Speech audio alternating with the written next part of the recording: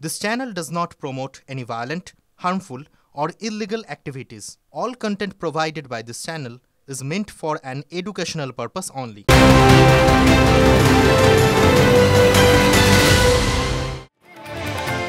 ফিরে এলাম ব্রেকের পর। আচ্ছা, রাজ্যের শাসক দল তৃণমূল কংগ্রেস রাজনীতির ময়দানে তার মূল প্রতিপক্ষ কে বলুন তো? কেউ বলবেন বিজেপি, কেউ বলবেন কংগ্রেস, কেউ বলবেন বামেরা। কিন্তু কোথাও গিয়ে শাসক দলের একাধিক নেতা নেত্রী যারা প্রার্থীও বটে, তারা আবার একটা অন্য ইঙ্গিত দিচ্ছেন। আসবো আলোচনায়, তার আগে প্রতিবেদন দেখুন। দিল্লি দখলের লড়াইয়ে বাংলার দিকেই শাসক বিরোধী সব শিবিরের নজর। বিজেপি, কংগ্রেস, সিপিএমকে টেক্কা দিতে তৃণমূল কংগ্রেসের শীর্ষ নেতৃত্ব থেকে তারকা প্রচারকরা ময়দানে ঘাম ছোটাচ্ছেন। রাজনৈতিক কারবারিদের মতে শাসক দল হওয়ায় কিছুটা হলেও এগিয়ে তারা, কিন্তু তাও কি নিশ্চিন্ত হওয়া যাচ্ছে? মির্জাফর থেকে মুমূর্ষু দল প্রার্থীদের এমনই সব মন্তব্যে তো অস্বস্তি প্রকাশ্যে আসছে।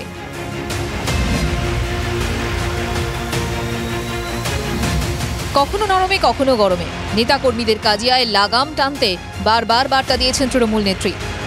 তৃণমূল যদি ঝগড়া না করে তাহলে তৃণমূলকে হাঁটাবার ক্ষমতা কারও নেই, আমি আপনাদের বলে গেলাম। সেই কবে? গত বছর পঞ্চায়েত ভোটের আগে কর্মীদের এই বার্তা দিয়েছিলেন মমতা বন্দ্যোপাধ্যায়। পঞ্চায়েত ভোটের পর 10 মাস পার, দোরগোড়ায় লোকসভার লড়াই। প্রশ্ন হলো, এতদিনেও কি নেত্রীর বার্তা কর্মীরা বুঝে উঠতে পারেননি? তা না হলে কেন বালুরঘাটের তৃণমূল প্রার্থীরা মুখে মির্জাফর আতঙ্ক? কিছু বেঈমান বিশ্বাসঘাতককে আমরা ভয় পাচ্ছি। সিরাজদৌলাকে হারাতে পারত না ইংরেজরা সেদিন, যদি মির্জাফর সঙ্গে না থাকতো ইংরেজদের। কিছু বিশ্বাসঘাতক বেঈমানরা ঘিরে ধরার চেষ্টা করত। শুধুই কি বিপ্লব মিত্র? না, তিনি একা নন। কয়েকদিন আগে ঠিক একই সুর শোনা গিয়েছিল ঘাটালের তৃণমূল প্রার্থীর গলায়। আমার মনে হয় যে তৃণমূলকে অন্য কোনো দল হারাতে পারবে না, তৃণমূলকে হারাতে পারবে শুধুমাত্র তৃণমূল। প্রার্থী হওয়ার পর গোষ্ঠীদ্বন্দ্বে জেরবার আরামবাগের তৃণমূল প্রার্থী মিতালি বাগ। প্রচারে গিয়ে তিনি সে কথা খোলাখুলি স্বীকারও করেন। আপনারা জোড়া ফুল কিনে মমতা বন্দ্যোপাধ্যায়কে ভোট দেন, মিতালি বাগকে না। আপনার সাথে আমার মনোমালিন্য থাকতেই পারে, হতেই পারে। মিতালি বাগকে আপনারা পছন্দ নাই করতে পারে, হতে পারে মিতালি বাগ আমার পছন্দ নয়, আমার হওয়ার ইচ্ছে ছিল হয়তো। ইতিমধ্যেই জেলায় জেলায় কর্মী সভায় গিয়ে গোষ্ঠীদ্বন্দ্বের নেতাকর্মীদের কড়া বার্তা দিয়েছেন তৃণমূলের সেনাপতি। সূত্রের খবর, কাজিয়ার কারণে ভোটে খারাপ ফল হলে কড়া ব্যবস্থার হুঁশিয়ারিও দিয়েছেন অভিষেক। কোথাও গোষ্ঠীদ্বন্দ্ব থাকে, তার জন্য বৈঠক হয়েছে এবং দল ঐক্যবদ্ধ এবং শক্তিশালী। শাসক দল কোন্দলের কথা মানতে নারাজ, তাহলে কেন অনুনয় বিনয়ের সুর প্রার্থীদের গলায়? দলের এই মুমূর্ষু অবস্থায়, এই কঠিন অবস্থায় কোনো কর্মীকে বিভাজন হতে দেব না। দরকার হলে পায়ে ধরে নেব, ভোটটা করুন, রাগ অভিমান ছাড়ুন। এখন একটা সংকট, যুদ্ধ শুরু হচ্ছে, সব এক। ওটা নিয়ে ব্যস্ত হবে না, গোষ্ঠীদ্বন্দ্ব নিয়ে। ওটা একটা তৃণমূলের সিলেবাসের মধ্যে পড়ে গেছে।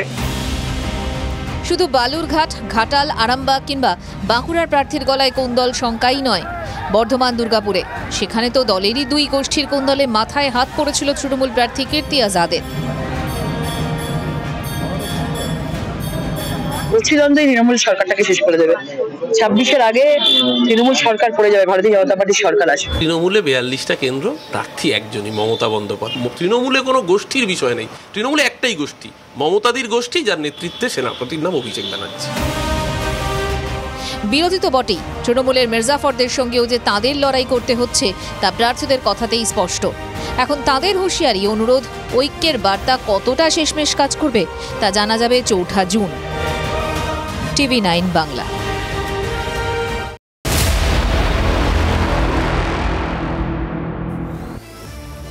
এই হচ্ছে প্রতিবেদন। আসুন আম জনতার প্রশ্নগুলো চট করে দেখে নেই। পিসিআর বিগোয়ালে গৌরব পাল বর্ধমান প্রশ্ন করেছেন, পঞ্চায়েতে বিক্ষুব্ধরা নির্দল হয়ে দাঁড়িয়েছিল, এবার কি তৃণমূলের বিরুদ্ধে তৃণমূলরাই ভোট করবে? গৌরব পাল বর্ধমান থেকে প্রশ্ন করেছেন। অমিত কর্মকার বারাসাত প্রশ্ন করেছেন, গোষ্ঠী কোন্দল তো শোনাই যায়, তারপরও কি করে তৃণমূল ভালো ফল করে? গুরুত্বপূর্ণ প্রশ্ন।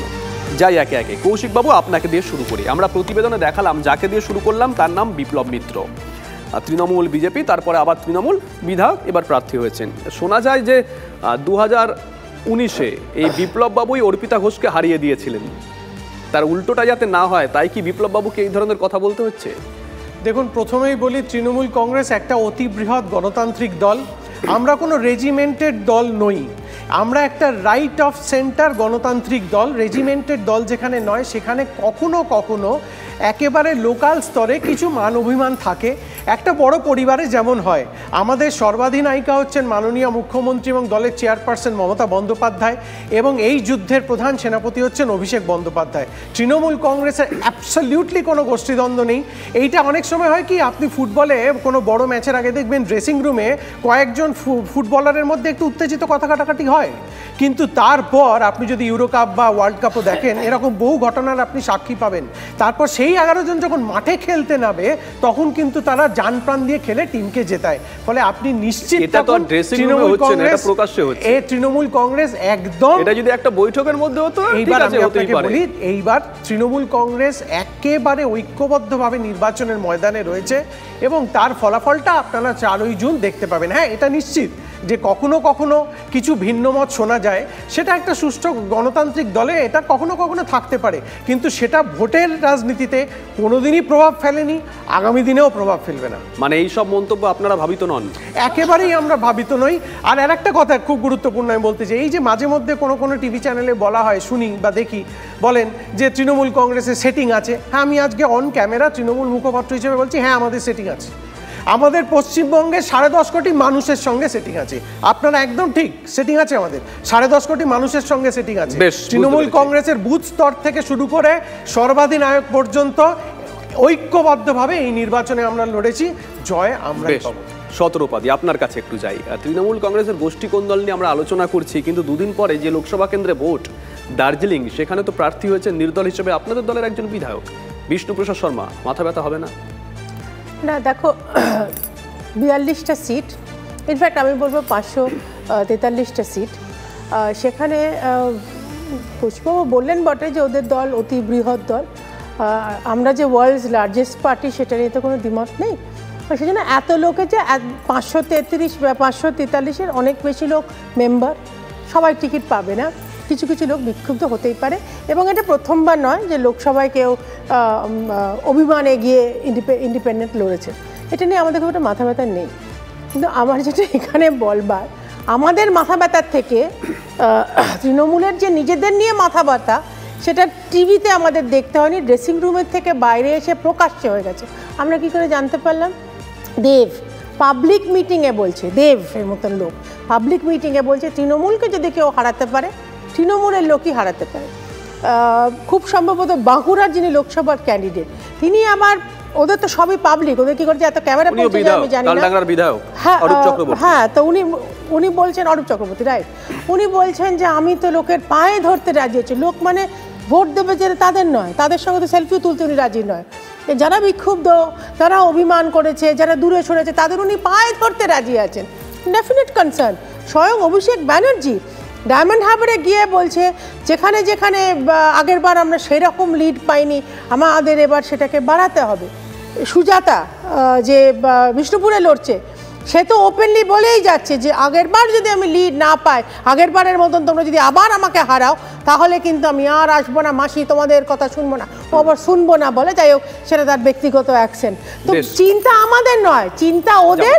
এবং এই কোন্দলটা ড্রেসিং রুমের মধ্যে নেই, বাইরে। কৌশিকবাবু 10 সেকেন্ড প্লিজ। এই কয়েকদিন আগেই বিজেপির প্রাক্তন রাজ্য সভাপতি দিলীপ ঘোষ মন্তব্য করেছিলেন, আমি একাই যথেষ্ট। উনি কাকে মিন করেছিলেন সারা পশ্চিমবঙ্গ জানে। উত্তরবঙ্গে আসুন, মনোজ টিগ্গা থেকে শুরু করে নিশীথ প্রামাণিক, তাদের বিরুদ্ধে জন বার্লার কি বক্তব্য ছিল সেটাও ইন পাবলিক ডোমেন।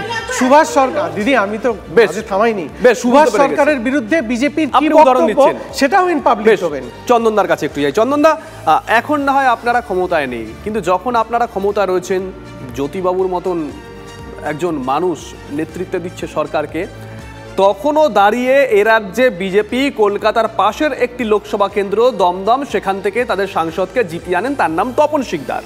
শোনা যায় তপন শিকদার জিতেছিলেন আপনাদের গোষ্ঠীদ্বন্দ্বের ফলাফলে। একেবারেই না, কারণ তপন শিকদার কেন্দ্রীয় মন্ত্রীও হয়েছিলেন, জিতেও ছিলেন একবার, এটা সত্যি। কিন্তু গোষ্ঠীদ্বন্দ্বের ফলাফল এসব কমিউনিস্টদের পার্টিকে বা বামফ্রন্টকে এসব বলে লাভ নেই। কিন্তু আসল বিপদটা হচ্ছে কি জানেন, যে একজন ভোট এলেই সব কটা সবাই ঘুরে ঘুরে বলেন আমি বাসন মেজে দেবো, আপনাদের বাড়ি কাজ করে দেবো, রাগ করবেন না, আমি 42টা সিটে প্রার্থী। আবার যেই পাথর খাটের তলা থেকে টাকা পয়সা পাওয়া যায় তখন বলো ওকে চিনি না, বালুর বাড়ি থেকে 10,000 কোটি টাকা পাওয়া যায় বলো ওকে চিনি না। আর একজন ভাই ও বহেনও সব জায়গায় 543টায় তিনি ক্যান্ডিডেট হন। আর পশ্চিমবাংলার যত চোর পচা মালগুলোকে বিএমসি থেকে টিএমসিতে পাঠানো, টিএমসি থেকে বিজেপিতে পাঠানোর জন্য চার্টার ফ্লাইটে উনি সবুজ পতাকা নাড়ান। কি বিপদ! আসলে সত্যি কথাটা কি জানো শুভজিৎ, আমাদের পাড়ায় একটা ডেকোরেটেড কোম্পানি আছে, এরা বাঁশ কাপড় এগুলো দেয়। তো আমাদের শ্রাদ্ধ বাড়িতেও দেয়, আবার বিয়ে বাড়িতেও দেয় ওই একই বাঁশ কাপড়। তৃণমূল আর কংগ্রেস ডেকোরেটেড কোম্পানি ভাড়ায় খাচ্ছে দুটো প্রার্থী। আপনি মডেল দেখুন অর্জুন সিং, এখনো 2019 সালে তৃণমূল আর বিজেপি দুটো পার্টি আসলে ভাড়ায় খাচ্ছে। আপনি গিয়ে অর্জুন সিং এর ব্যারাকপুরে দেখুন 2019 সালের দেয়াল লেখন এখনো মোছা হয়নি যে ওখানে টিএমসির প্রার্থী না বিজেপির প্রার্থী। উনি দুজনেরই প্রার্থী, একবার টিএমসিতে থাকবেন, একবার বিজেপিতে যাবেন। তো মানুষ তো এটা দেখছেন। ফলে গোষ্ঠী দ্বন্দ্ব নয়, আসলে হচ্ছে টাকা কামানোর দ্বন্দ্ব। তলা থেকে ওপর পর্যন্ত কাটমানি 25-75 ভাগ করেছেন। চাল ডাল কয়লা পাথর বালি চাকরি সব চুরি হচ্ছে, আবার সব করা জায়গা থেকে। তাহলে টাকা কামানোর জন্য $2 মারামারি করছেন। অমিতাভ নন্দী সুভাষ চক্রবর্তী ছিল না এরকম কিছু? কোথায় অমিতাভ নন্দী সুভাষ চক্রবর্তী? দুজনেই এখন পৃথিবীতে বেঁচে নেই। এরকম থাকলে বোধহয় আপনাকে জিজ্ঞেস করতে, আপনি জানতে পারবেন বা তাদেরকে জিজ্ঞেস করতে হতো। আমার এরকম কিন্তু অন্য কথা বলছে, আমার এরকম কিছু শোনা নেই। যাই হোক, আসল কথাটা হচ্ছে সন্দীপার কাছে একটু যাই। সন্দীপা, সরাসরি প্রশ্ন, তৃণমূল কংগ্রেসের জন্ম হয়েছে কংগ্রেস ভেঙে, এটা নিয়ে তো কোনো কেউ অস্বীকার করবেন না, তৃণমূল কংগ্রেসের যারা নেতৃত্ব আছেন তারা অস্বীকার করবেন না। কিন্তু প্রশ্ন হচ্ছে তৃণমূল কংগ্রেসের মধ্যে গোষ্ঠীকন্দল 12 মাসের, এই গোষ্ঠীকন্দলের ফায়দা রাজনৈতিকভাবে আপনারা কেন নিতে পারছেন না? কোনো বড় নেতা তৃণমূল কংগ্রেস থেকে বেরিয়ে আপনাদের কাছে আসেনি, বিজেপিতে চলে যাচ্ছে। কোনো ছোট নেতার ক্ষেত্রে সেরকম নাম করা ছোট নেতা হয়েছে বলে মনে হয় না। ভোট বাক্সের ফলাফল তো আমরা দেখছি না। দেখুন, জাতীয় কংগ্রেস তো শুধুমাত্র একটি দল নয়, আমরা মনে করি এটা একটা ইনস্টিটিউশন। এখান থেকে জীবনের মূল্যবোধ, নীতি, আদর্শ এগুলো শেখা যায়, যেগুলো মাননীয় মমতা ব্যানার্জি শিখতে পারছিলেন না বলেই সেখান থেকে ভেঙে গেলেন এবং সেখানে ফান্ডিং দিলেন কে? আরএসএস দিল কে? আরএসএস। বিজেপি, যেটা উনি সবার সামনে বলেছিলেন যে হ্যাঁ বিজেপি ফান্ডিং করবে না তো কে করবে, বিজেপি আমাদের ন্যাচারাল এলাই। ঠিক আছে, ওইটুকু অবধি ঠিক আছে। কিন্তু আমাদের কথা হচ্ছে যে গোষ্ঠীকন্দলকে আমরা কোনভাবে ব্যবহার করব, কোনভাবে ব্যবহার করব না, এবং আমরা সেটা ব্যবহার করতেও চাই না। কোনো পার্টির গোষ্ঠীকন্দলকে আমরা ব্যবহার করতে চাই না নিজেদের ভোট বাক্সের জন্য, ভোট বাড়াবার জন্য। রাদার আমরা বলি যে আপনারা গোষ্ঠীকন্দল করছেন, ওই যেমন বলছিলেন না ড্রেসিং রুমে গিয়ে করুন, আমরা বলছি ড্রেসিং রুমে করুন না, ড্রেসিং রুমে করুন, তৃণমূল ভবনের কার্যালয়ে করুন। আপনাদের গোষ্ঠীকন্দলগুলো রাস্তায় কেন নেমে আসছে? অ্যাম্বুলেন্স কেন আটকাচ্ছে? স্কুল পড়ুয়া ছাত্রছাত্রীগুলো কেন যেতে পারছে না? যারা সরকারি কর্মচারী তারা কেন যেতে পারছে না? রাস্তা কেন অবরোধ হচ্ছে? কেন টায়ার জ্বলছে? আমরা সেই কথাগুলো বলবো। আর আপনারা বলছেন যে কিছুক্ষণ আগে ওই সেটিং বলছে, সেটিং 10 কোটি বাংলা 10 কোটি মানুষের সাথে আছে। সে বাংলা 10 কোটি মানুষের সাথে কিরকম আছে সেটা পঞ্চায়েত নির্বাচন এলে দেখা যায়, যে বাথরুমের ভেতরে পাওয়া যাচ্ছে গণতন্ত্রকে, সেগুলো আলাদা ব্যাপার। আমি রাজনীতিগতভাবে আপনারা বা বামেরা এর ফায়দাটা কেন নিতে পারছেন না? একজন প্রশ্ন করেছেন যে তৃণমূলের গোষ্ঠীকন্দল 12 মাস, তাও তৃণমূল জিতে। আমি তো সেটাই বলছি যে আমরা ফায়দা নিতে চাই না, আমরা মানুষের কোর সমস্যাগুলো নিয়ে কথা বলতে চাই শুভজিৎ বাবু। কিন্তু যেটা আমরা জানতে চাইছি যে সেটিং তত্ত্বটা যখন উঠলো যে বাংলার 10 কোটি মানুষের সাথে তৃণমূলের সেটিং আছে, আমরা একটু জানতে চাইছি উত্তর কলকাতায় তো গোষ্ঠীকন্দল হয়েছে নাকি সাংসারিক রাজনৈতিক সাংসারিক কন্দল হয়েছে উত্তর কলকাতায়, যেটা সুদীপ বন্দ্যোপাধ্যায় কুণাল ঘোষ বলেছেন যে Sudip Bandyopadhyay is a link man between Trinamool and BJP. আমরা সেটা জানতে চাইছি। আপনি যে কথাটা বলেছিলেন তপন শিকদারের জেতার ব্যাপারে, কিন্তু আমি নাম করতে চাই না, একজন পার্টিকুলার খুব হেভিওয়েট সিপিএম নেতার নামও উঠেছিল তখন, 1 নম্বর। 2 নম্বর কথা হচ্ছে 54,000 কংগ্রেস কর্মীর খুনের রক্তে লাল সিপিএম এর সঙ্গে কংগ্রেস হাত মিলিয়েছিল বলে মমতা বন্দ্যোপাধ্যায় দল ছেড়েছিলেন। 3 নম্বর, সিপিএম এর কাছে আমার একটা বিনীত প্রশ্ন, রাজীব গান্ধী কি বোফার্স গান্ধী ছিলেন আর ইন্দিরা গান্ধী কি ডাইনি ছিলেন?